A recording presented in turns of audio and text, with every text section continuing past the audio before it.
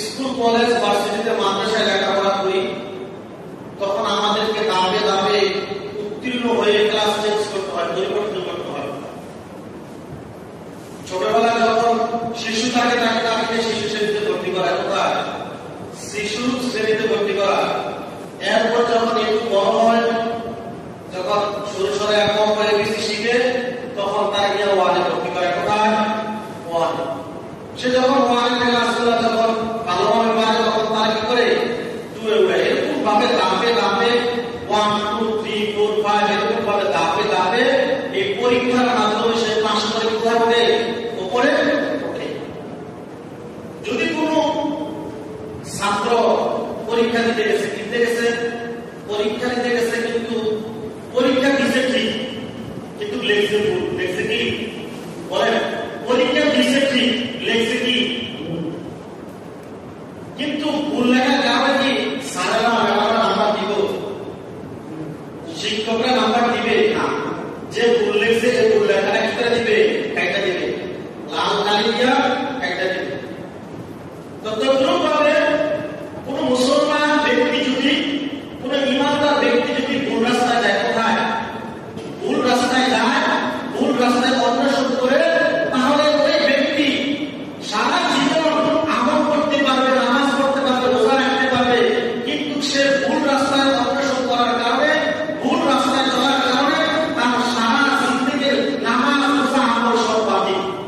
নামাজ রোজা আমল কি সব বাতিল।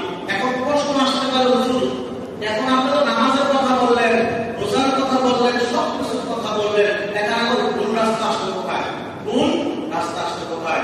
আচ্ছা আপনারা বলেন, নামাজ তো ফরজ কিনা, তাই না?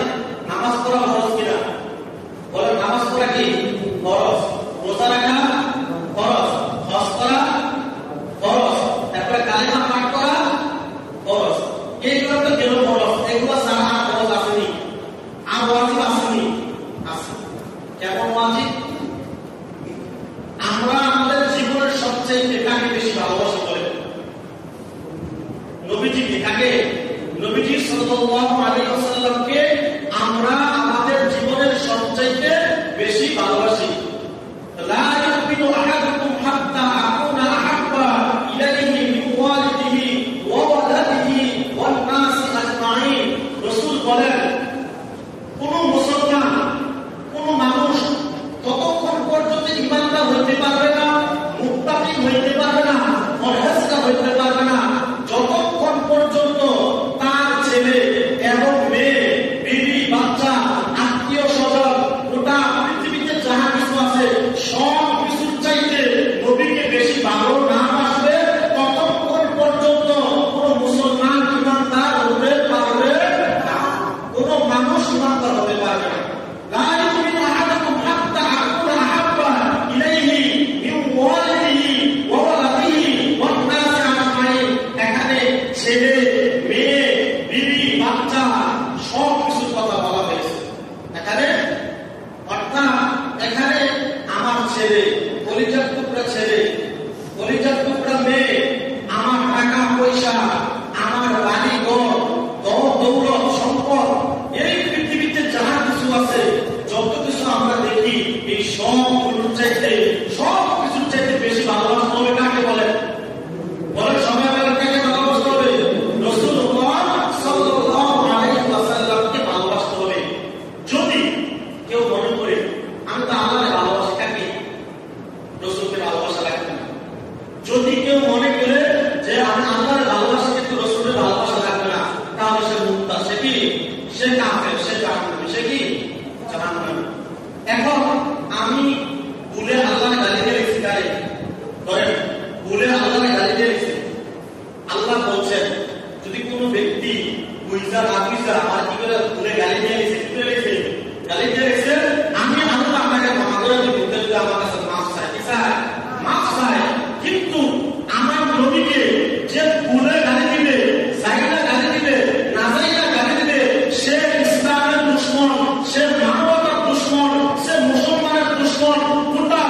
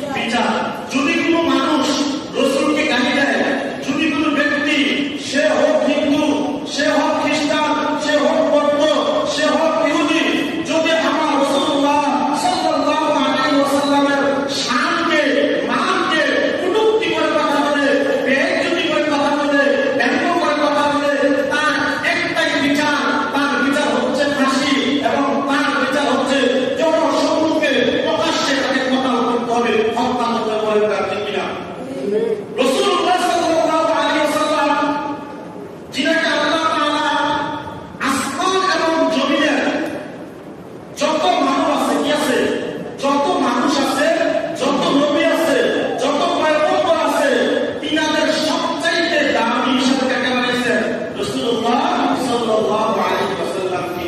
সুতরাং কেউ যদি রাসূলুল্লাহ সাল্লাল্লাহু আলাইহি ওয়াসাল্লামকে ভুলেও গালি দিছে, কি দিছে বলেন, ভুলেও গালি দিছে, ভুলেও গালি দিছে, তাহলে তার ঈমান থাকবে না। তার জন্য কত ওয়াজিব হয়ে যাবে, কি হয়ে যাবে, কত ওয়াজিব হয়ে যাবে। এখন তো আমাদের দেশে আসাদুর নামের একজন দণ্ড আছে, কি আছে, আসাদুর নামের একজন দণ্ড আছে। সে জনসম্মুখে লাইভে আসে, আয়েশা রাসূলুল্লাহ সাল্লাল্লাহু আলাইহি ওয়াসাল্লামের চরিত্র নিয়ে কটূক্তি করে, নাউযুবিল্লাহ, চরিত্রকে নিয়ে কটূক্তি করে এবং রাসূলুল্লাহ সাল্লাল্লাহু আলাইহি ওয়াসাল্লামের শান এবং মানকে নিয়ে ব্যঙ্গ করে বলেন, নাউযুবিল্লাহ। শুধু তাই নয়, এই সারা বিশ্বে, সারা পৃথিবীতে একটা যুদ্ধ হবে। কি হবে? কিছুদিন পূর্বে একটা অতি শীঘ্র একটা যুদ্ধ হবে, মুসলমানদের একটা যুদ্ধ হবে, যেটাকে বলা হবে গজওয়াতুল হিন্দ। যে যুদ্ধে মুসলমানরা বিজয় লাভ করবে, আবার তারা কি করবে, ভারত শাসন করবে। কি করবে? ভারত শাসন করবে। একটা অতি শীঘ্রই ভারতে বিজেপির একটা নেতা আছে, বিজেপির একটা নেতা আছে, হিন্দুদের একটা বড় নেতা। তিনি কি করছেন, রাসূলুল্লাহ সাল্লাল্লাহু আলাইহি ওয়াসাল্লামের শান এবং মানকে নিয়ে ব্যঙ্গ করেছেন, কটূক্তি করেছেন, প্রকাশ্যে জনসম্মুখে গালি দিয়েছেন। আর এই গালির কারণে মুসলিমরা কি করেছে, এরকম মুম্বাই ইন্ডিয়া তারা খুশি উঠেছে। পুরা রাজ্যের মধ্যে মুসলমানরা তাদের একটাই প্রাণের দাবি। কয়টা দাবি? একটাই। বলে একজনকে জিজ্ঞেস করতেছে, আপনারা কেন এখানে আসছেন? বলে আমরা এজন্য আসছি। বলে কেন আসছেন? বলে আমাদের জীবনের সবচাইতে বেশি ভালোবাসি রাসূলুল্লাহ সাল্লাল্লাহু আলাইহি ওয়াসাল্লামকে। বলে আমি আমার নিজেকে গালি দিলে ছাড় দেওয়া যাবে, আমার মাকে গালি দিলে ছাড় দেওয়া যাবে, আমার বাবাকে গালি দিলে ছাড় দেওয়া যাবে, আমার বন্ধুকে গালি দিলে ছাড় দেওয়া যাবে, কিন্তু রাসূলুল্লাহ সাল্লাল্লাহু আলাইহি ওয়াসাল্লামকে যদি কেউ গালি দেয়, ব্যঙ্গ করে, প্রয়োজন হলে গর্দান চলে যাবে, তবুও রাসূলের ইজ্জতকে জমিনে ভুলুণ্ঠিত হতে দেব না। বলে ঠিক কিনা? এই জন্য ভারতে কি করেছে, এরকম ভাবে বড় আন্দোলন করেছে।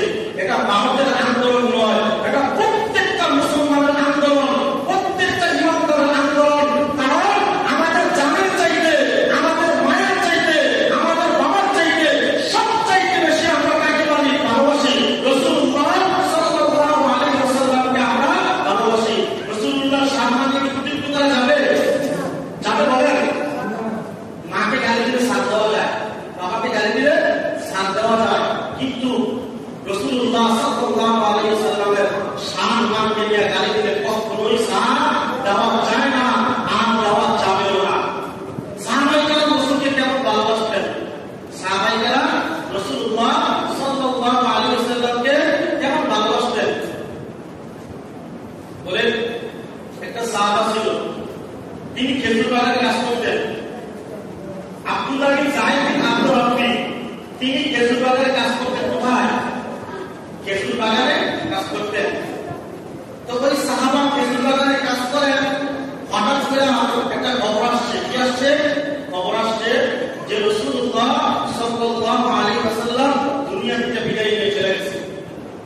এই সাহাবা চোখের পানি ফেলে আল্লাহর কাছে কাঁদে আর বলে, আল্লাহ, আমার নবী দুনিয়া থেকে বিদায় নিয়ে চলে গেছে, আমার এই দেহকে আমি রাখতে চাই না, আমার দুইটা চক্ষু দিয়া আমি আর দুনিয়া দেখতে চাই না, আমার এই দুই চক্ষু দিয়া আমি দুনিয়ার কোন নাজ নিয়ামত দেখতে চাই না, যেই চক্ষু দ্বারা আমার নবীকে, আমার হাবিবকে দেখা যাবে না,